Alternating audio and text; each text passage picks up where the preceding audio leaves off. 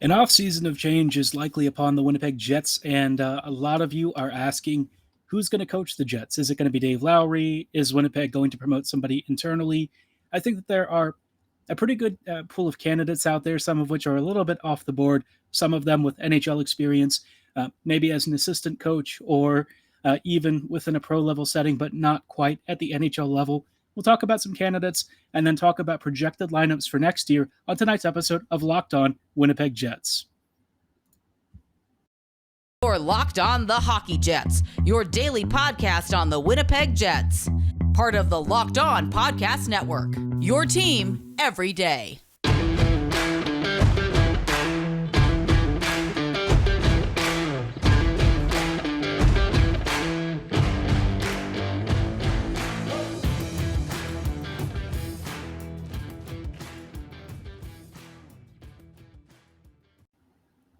Hello, friends, and welcome to tonight's episode of Locked On Winnipeg Jets, part of the Locked On Podcast Network, your team every day.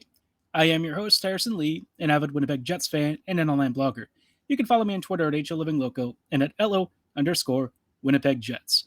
Thank you for making Locked On Jets your first listen of the day, every day. If you enjoyed this episode and want to stay tuned to the latest and greatest in Winnipeg Jets news and analysis, be sure to like, follow, and subscribe on your favorite podcasting platform of choice, including Apple, Spotify, Google, Megaphone, Odyssey, and as you can see, now YouTube. We're going to have really cool video content upcoming throughout the years to come with this podcast, so be sure to stay tuned. I'm thinking it's going to be really exciting times.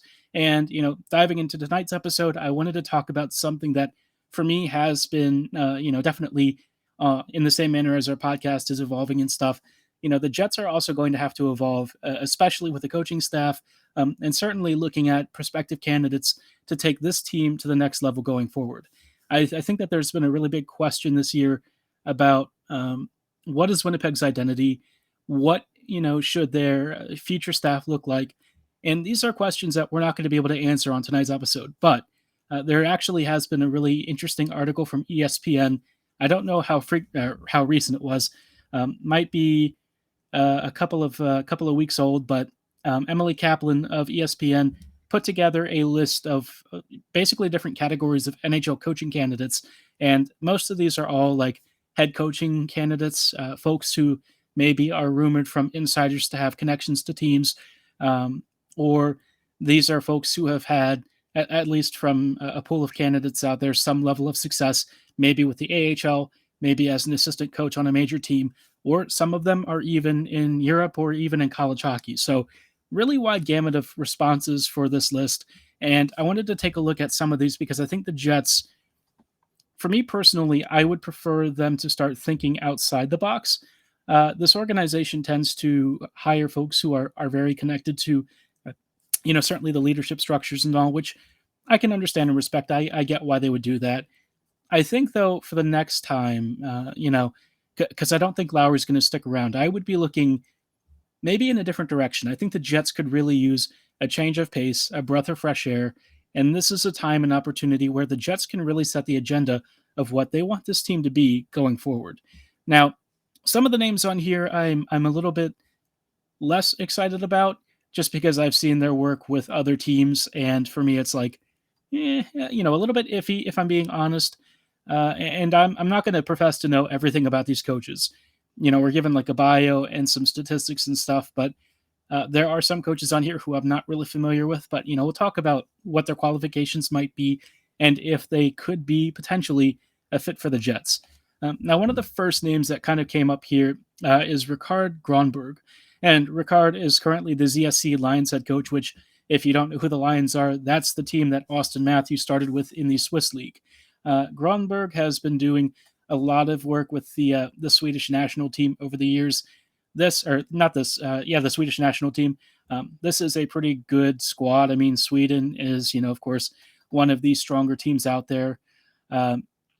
And, maybe being a coach of the Lions in Switzerland isn't exactly really high-level professional pro coaching experience, but managing an international roster, with the quality of Sweden and the general success that Sweden has had at international tournaments, it does give you some pause. Maybe this is a guy who could eventually be an NHL head coaching candidate. Now, I will say managing an NHL roster versus an international roster, they're two very different things. With an international tournament, you're looking at a very short form thing, really a handful of games, oftentimes a selection of like the world's best players. And so the strategy and stuff and the thinking behind how you build that roster and use it is totally different from the NHL. If he hadn't also been like a Swiss head coach at a reasonable professional level, I would probably rule Gronberg out for the time being, just because for me, I really do think that you have to do well with the domestic league first. But Gronberg could be interesting. He's had some folks who are supporting him big time. Some very famous Swedish players who certainly think that he's a very good coach. So yeah, he's one to keep an eye out. He's one of the first names on this list, and certainly one that I think a lot of people might gravitate towards because he is, in fact, the Team Sweden head coach. We've also got Lane Lambert from the New York Islanders. Now, Lambert was an assistant coach with the Capitals. I don't recall what his exact role was. For some reason, I thought he might have worked a little bit with special teams. Apparently, he's like a player coach who works with some of the attacking forwards. I don't know if Lambert really has much of like a head coaching resume anywhere. He's been doing a lot of work alongside Trotz throughout the past several years. Some apparently say he's responsible for Tom Wilson and Kuznetsov being offensive superstars. Be interesting to know how much that is the case. I think for me, Kuznetsov was a guy who already had a lot of the qualities and traits of an amazing offensive talent. It's just, can you motivate him? Which, with Kuzi has been over the years a little bit of an issue. Lambert would be an intriguing option just because I think Trotz tends to hire very smart people. I don't know though that he, really brings enough experience. I think we've seen with Dave Lowry, if you've only coached at like a junior hockey level or something, or in Lambert's case, you might not even have a lot of head coaching experience. Period. It's a very difficult job to walk into, and the Jets, quite honestly, can't afford to gamble with somebody who doesn't have head coaching experience as much. I think they have to be ready to hit the ground running because, if the plan is to take this team and be a playoff contender next year, the Jets are going to have to be right on it immediately. They have to be hitting the ground running at the start of next season and playing decent hockey, or else, the prime of this core is just going to go out the window. So some things to think about for Lambert. He again is an interesting candidate. I do think Washington has generally chosen pretty good coaching staffs. And with the Islanders, they are a pretty solid team. And with Trotz, Lane, I think, continues to find a lot of synergy. I just don't know if he would really be the kind of guy who would end up being an amazing head coach. Some folks are saying it's a bit overdue for him. Trotz in particular seems to be a guy who sings his praises a lot. For the Jets, though, I would probably cross this name off. There are some other names on here that do strike me as very interesting options, and we'll talk about those in just a little bit.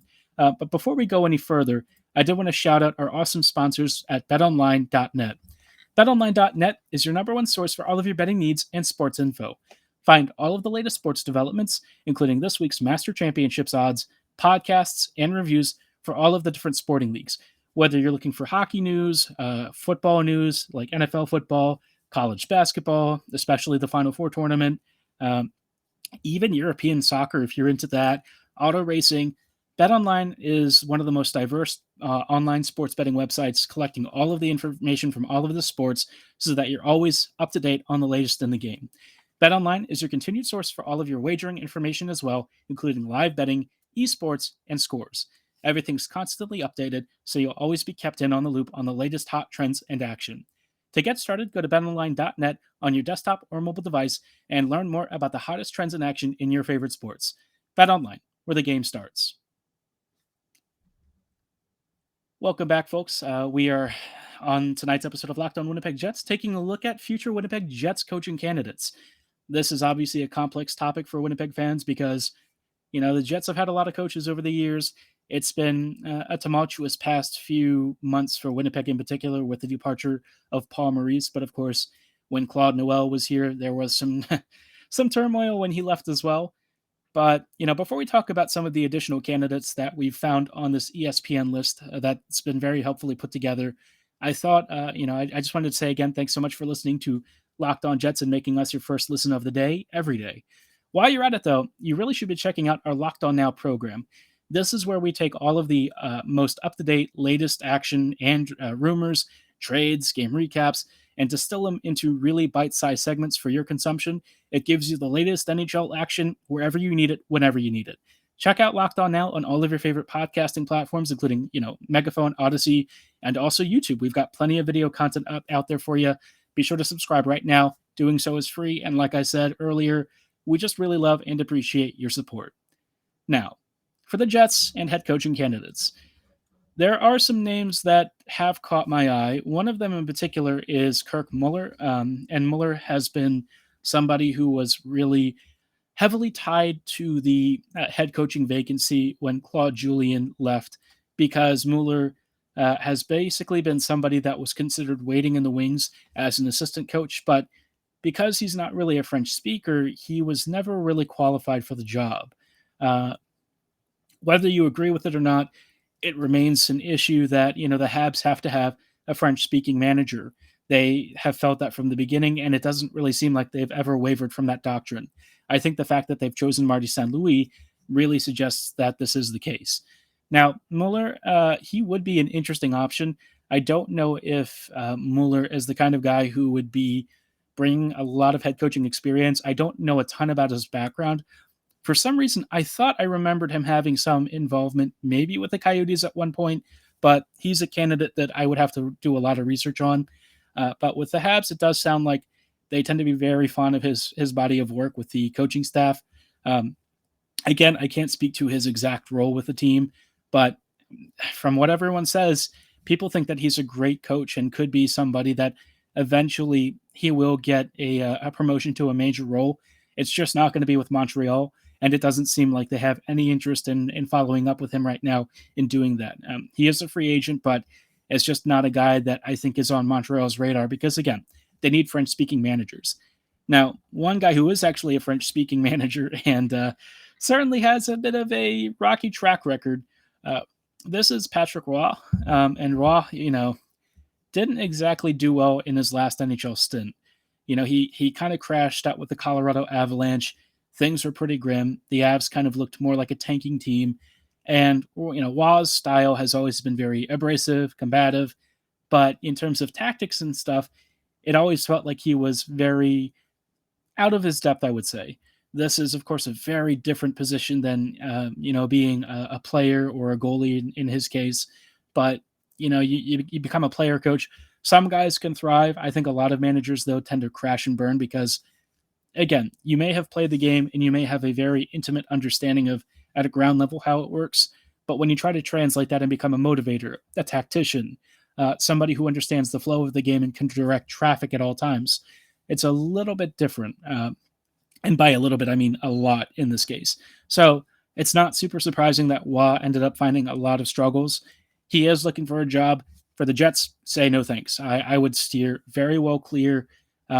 If he, for some reason, actually did get a call from the Jets and join the organization, I don't know how that would pan out. Probably not well is my guess.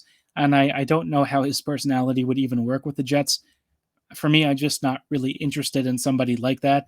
I think a firebrand coach at times can be very helpful, but not that one. I think that there are better candidates. And one of the candidates that actually got mentioned that I think is somebody y'all are going to be very familiar with is Pascal Vincent. And Vincent, of course, he used to be Manitoba's head coach, got an offer from the Columbus Blue Jackets to join as an assistant coach. He might actually be a really decent candidate. Vincent, in his last few months with the Moose, seemingly got the team into some very interesting offensive habits. It sounds like he preaches aggression more. I don't know if this is a guy that's going to end up like Dave Lowry, though. Lowry kind of has a tendency to look and deploy talent in a way that you might see in junior hockey, sometimes just mixing and matching lineups in hopes to find a better working combo. I think I would like a little bit more analysis of how those combos are presented and developed, especially for the Jets to have a really successful future. So, Vincent would be interesting. I don't know, again, if his experience would be at a level where I would feel comfortable with him becoming the head coach of the Jets, but I certainly wouldn't be against giving it a shot. Mark Morrison, kind of in the same boat. He's not on this list, but he's very much in the Pascal Vincent mold and somebody who might be, longer term a consideration for a promotion. But I wouldn't be shocked if they brought back Vincent as a guy who has a lot of really strong ties to the organization and somebody that the Jets very much do trust and like. There are some other candidates on this list, and I'll take a look later on in the season, especially as we approach the summer. There haven't really been any concrete links right now, but as we start to get more rumors about who might be joining the Jets, we'll talk about which coaches and staff might be really good fits, and which folks might be better served abstaining on the application this time. But before we closed out tonight's episode, I did want to pivot to another topic. Speaking of the future of the Jets, I thought it might be the right time to talk about next year's lineups and what I would like to see the Jets do, especially with some potential departures and additions. Before we get to that, though, I did want to give out a shout out to the awesome folks at rockauto.com. If you've ever tried shopping for auto parts out there, you know that there are so many makes and models of vehicles, and it's honestly really difficult for retail brick and mortar stores to keep any of the parts in stock that you need, especially if you've got an older car or maybe one that just has a pretty limited production run. Mom and pop shops just don't have what you need. So, what's the point of going out and going to a retail store that doesn't have what you need? And then, their best solution is to just order it on the spot. You could just do it from the safety of your own home. And that's why rockauto.com is a much better option. You can take it in your pocket or log in at home, and rockauto.com's endless selection is going to be available at your fingertips. The biggest thing about rockauto.com, aside from the convenience, you not only save time, but you also save money. You could save anywhere from 30, 50, even 100% off, the retail brick and mortar in-store pricing. They can give you huge discounts. You'll get some of the most competitive pricing in the market. And, really importantly, Rock Auto is a family-run business. They've been serving do-it-yourselfers for over 20 years. They have a ton of experience and know-how. They are a very trusted name. I think my dad has actually ordered from them before in the past. And everyone just constantly raves about their customer service, how easy to use it is, and how great the selection is. So if you're really interested, go to rockauto.com right now and see all the parts available for your car and truck. Right, locked on in the "How did you hear about us" box so they know we sent you. Amazing selection, reliably low prices, all the parts the car will ever need. Visit rockauto.com today and tell them Locked On sent you. Folks, welcome back to these closing moments of this episode of Locked On Winnipeg Jets. We have gone through coaching candidate options for the Jets next season. Some of these guys I'm a little bit cooler on than, some of the articles might suggest, but there are interesting names. Certainly the head coaching search is going to be a big deal for the Jets this offseason, but equally important is to talk about, what this team is going to look like next year. I think it's a very big question mark. So given the likely departures, here's what we could be looking at, or at least what I would like to see. This is going to account for Mark Scheifele staying in Winnipeg because I don't know if the trade is really likely to happen. On the one hand, I do think it is, but on the other hand, there's a part of me that thinks, the Jets tend to be loyal to a fault at times, and Scheifele has been a guy that they drafted, they developed, and they do really love him, even with some of his, maybe not so great habits. Would they really want to part with him? And I just have a hard time finding a workable scenario where he does get traded for a return the Jets like. So we're going to assume he's still here. On the first line, I would like to see Ehlers, Scheifele, and then at right wing, if it's not Ehlers, there are some options. Svechnikov might be an interesting one. I don't know if Svech is really the kind of player that would fit up there. I think, Scheifele and Ehlers tend to be really creative, fast kind of players. And we already know that Svech actually has a line combo that he excels with. So for right wing or left wing, whichever one Ehlers isn't playing, you could probably find a capable scorer from the Moose maybe. I would not really be looking at like Jansen Harkins or anything. Maybe Vesalainen could finally get a shot longer term up top. I think Cole Perfetti is probably the most likely solution here, but it kind of depends on whether or not the Jets want to make him a center. If they keep playing him at wing, then, Scheifele, Ehlers, and Perfetti would probably make a ton of magic together, and I think you would probably start to see some of those really poor defensive numbers from Scheifele like improve a little bit just because he'd have to be defending a lot less. For the second line, I think you can stick with KFC, Dubois, and Svech. I think that that's a working combo. It works. It at times has been dominant. I really don't see a reason to break it up. This unit has been killing it for years. Why bother changing it now? For the third line is probably where you'll start to see some really noticeable changes. So for this one, I would be interested in having probably instead of Adam Lowry at 3C, I would be looking at David Gustafson. I think Gus is very much a monster in the making for the Jets, but it's just a challenge to get him into this lineup because the team seemingly hasn't been as keen on getting him a lot of big minutes yet. Despite killing it with the Moose, his NHL action has been a little bit limited, partly due to injuries, but also partly because, the Jets don't often play rookies like a ton. So it has been an issue, but I think this could be the upcoming season where we finally start to see him really make an NHL impact. And I would probably pair him with Mason Appleton. I think that would be a dynamite combo. You have PK experience. You have great countering ability. You've got super underrated skill and incredible grit and determination with Gustafson alongside a very versatile Appleton. On the left wing, you could pretty much put anyone you want there, just not somebody who's going to be like a super big drag on possession or anything. I think the Jets do have some issues long-term with figuring out who would actually fit into some of these depth forward slots. They've got guys like Jeff Malott and a few other players who are potentially on the come up, but in terms of like an immediate lock for that unit, I don't know that I have a name that immediately snaps to mind. I think it's going to really depend on what happens in the offseason and if the Jets bring in anyone, especially if Scheifele actually does get traded. So we'll just kind of leave that third left or right wing spot unfilled for now. I'm sure the Jets are just going to figure it out sort of as they go along. I think the left wing is probably more likely to be vacant just because I would imagine Appleton, if he does come back on a cheap deal, he's a lock for the third right wing spot. And on the fourth line, I would probably look more at whoever they want, I guess. Lowry as your fourth line center is like a lock. But for the wingers, man, I don't really know. This is kind of a spot where the Jets keep cycling players, and I don't really know that there's a clear number one choice. You could probably do with like Austin Pagansky. Pagansky's on-ice results weren't really like astounding or anything, but they weren't a drag necessarily. So, I guess.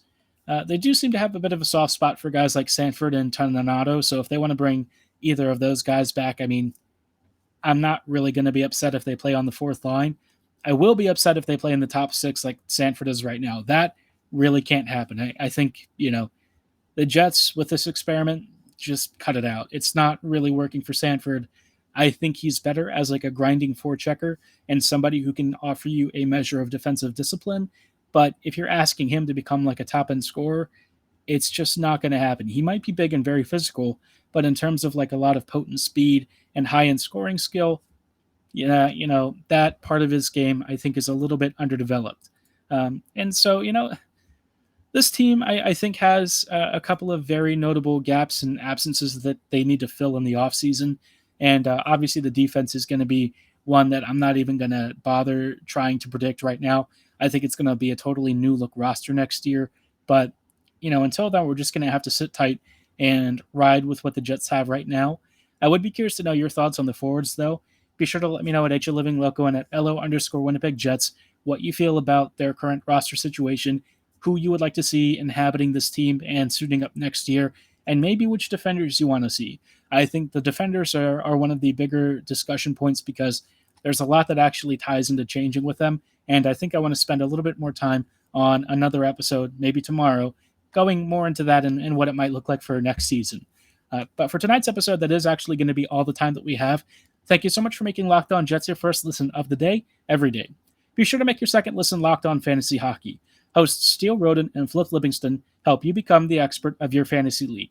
It's free and available wherever you get your favorite podcasts, so be sure to like, follow, and subscribe right now. And, as always, thank you so much for listening. Have a great night, and go Jets go.